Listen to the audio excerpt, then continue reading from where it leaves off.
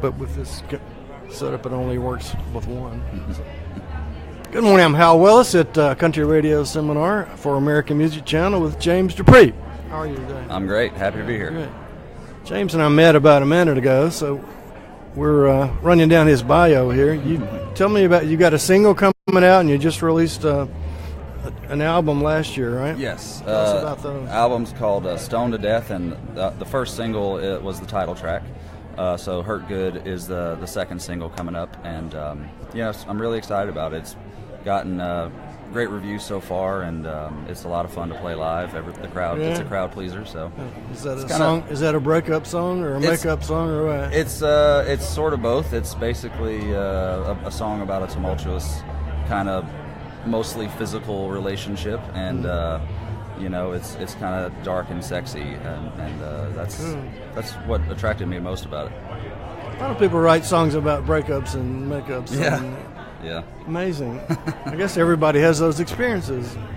Oh, absolutely. Everybody can relate to that, and I've always been attracted to more of the sadder country songs growing up. Keith Whitley, George Jones, those guys sing a lot of sad songs. Oh yeah, a lot of people like those. Yeah, I heard a song written by a guy in Texas that was talking about how to express what he wanted to tell to this girl, and the title of the song is "The Songs I Wish I'd Written or Wrote." I wish I'd wrote is what he called it, and he was talking about what would George Jones say. It was a really interesting, intricate song the way he wrote it. I like it a lot. I'm gonna check that out. Yeah. It's I don't want to advertise his name here, but so you were a finalist on The Voice. I made it to the knockout rounds. I was on season 9, which was the fall of 2015, and it was an incredible experience. That whole summer living out there and getting to meet and hang out with all these amazingly talented people. It was a blast. It was something that I'll never forget. I learned a lot about who I was as an artist, and performance, stage presence, that kind of thing. They really helped us out with that, and and of course after the show was over, I put out the new album, and it's been fun. How many people were left in the competition when? It was right before the live, so I think I was in the top 30. So you start out with about 100 people going into the blind auditions. One of the things we wanted to do with American Music Channel was to have a website to feature up-and-coming artists, independent artists, emerging artists, but also a social network side. So we have a homepage with the hottest artists, and you click and you go to their profile in a social network that's built into the website. So one thing I saw over the years, from CMT to Opryland, the WSM, was kids coming up incredibly talented that couldn't get a record deal and went away.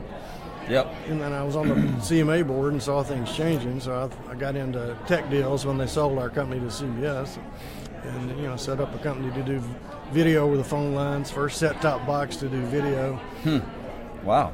Years ago, and I thought, if we can do this, we can put music videos on the internet and put everybody up. So I've been working on this since like 1999 in one form or fashion, but really needed to be a social network. And I saw American Idol come along, and I thought, well, the kids that don't win don't go anywhere. Right. So what if we put up? It's all a competition. What if we put up a MySpace, YouTube, LinkedIn, American Idol all in one place? So, and we can have, it's all a competition, but you're there. We've done a songwriting competition for this Country Showdown group, and the people that don't win are still on the website. Yeah, and there's so many talented artists that are on these singing competitions. The Voice, American Idol, and there's only one winner, but there are so many. A lot of times the talent is you can't really even compare. So it's good. It's good that you're doing that. Yeah, there's no difference between the winners and the people in the top 100. Exactly. Yeah, we had so many of them at Opryland. We had live music shows, about a dozen live musical shows for years. Let's see what else. You're a father of 4 boys. I am. How's that? Does that work? It's a lot of fun. It's stressful, but a lot of fun. They're really good kids. The oldest one, he's going to be 12 this year. and he's picking up the guitar and he's learning a little bit on the piano, and it's pretty cool, But he's also really good at sports, which he didn't get that from me. So, but they're a lot of fun, and I go down to Louisiana as often as I can, every few weeks or so, to see them, because unfortunately they don't live in Tennessee with me. I don't see them nearly enough, but we keep in touch, and they're just really cool. Yeah. How long have you been in Nashville? 6 years. Cool. Yeah. You grew up in Louisiana? I did. Bayou Chico. You went to school down there? My graduating high school class was 38 people, just to give you an idea. Yeah, so it's very, very small. I bet. Yeah. But there's about 50 miles of gravel roads, and there's plenty of empty beer cans on the side of those roads, if you know what I mean. We've been there. Yeah, but I love where I'm from. You were named one of Rolling Stone's top 10 new country artists. Wow. That was really cool.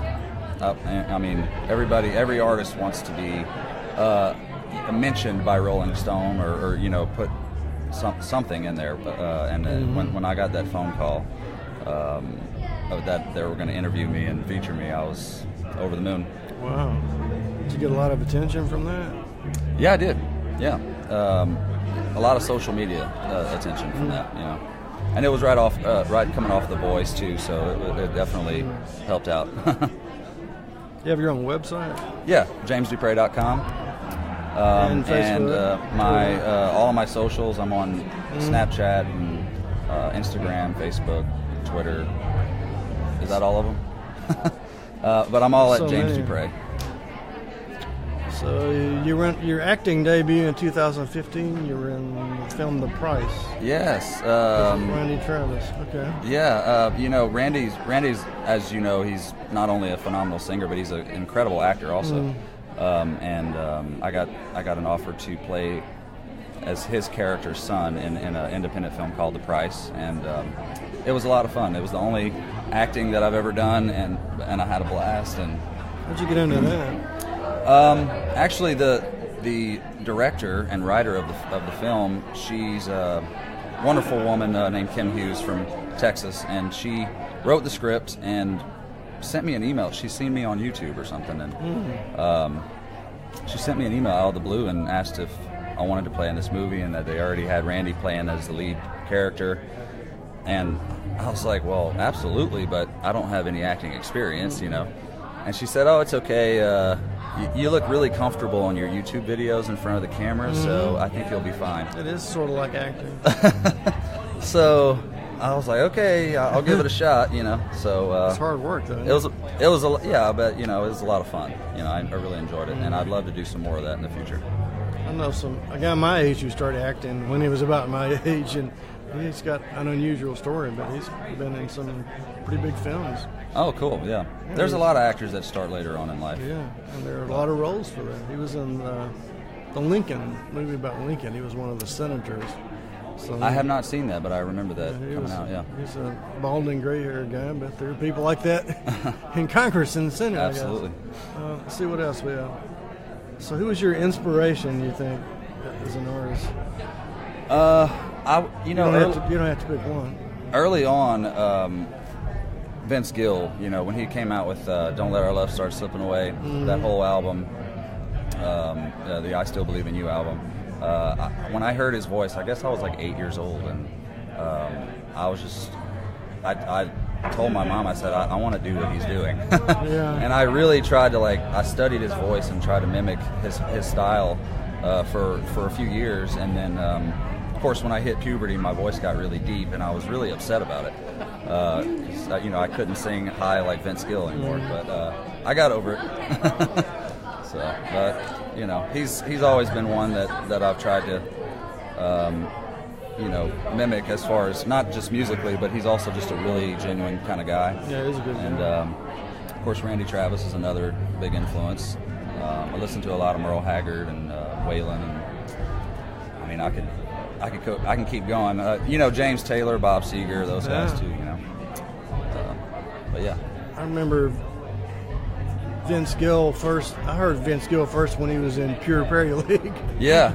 Decades ago. That's right. That's right. I must be older than you.